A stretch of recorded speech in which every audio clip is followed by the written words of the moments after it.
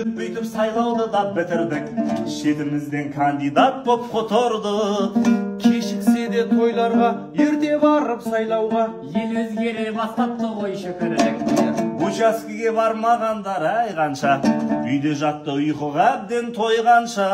Бармай ұйықтап қалғандар, ертең ренжіп қалмаңдар. Ұйықтайтын депутаттар сайланса. Елмен бірге ерте барды Тоқайып, күзетшілер көрінбеді қоқайып.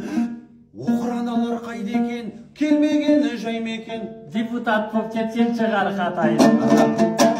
Не істетпейді депутаттық қуатақ, қаптап кетті афиша мен плакат. Пахан на плакате, махан на плакате. В общем, типографияң болған қандай рахат. Тоқтайшы, пахан на плакате не кішкене жастарға тәрбиелік мәні бар. Жаңа Қазақстан ескі әндерді айтады кішкене. Сөйтеге. Мысалға, кандидат жауған көктемде,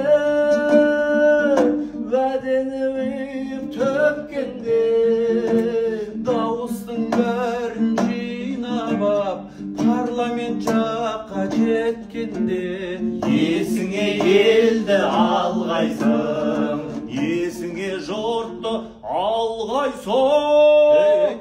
Тамаққа самасай, даусың қайда өзің? Ай, даусың 19 күн беріп құрттық қой. Беріпсің ба? Одан да пахан, Жоқ қой, вокалға барайық.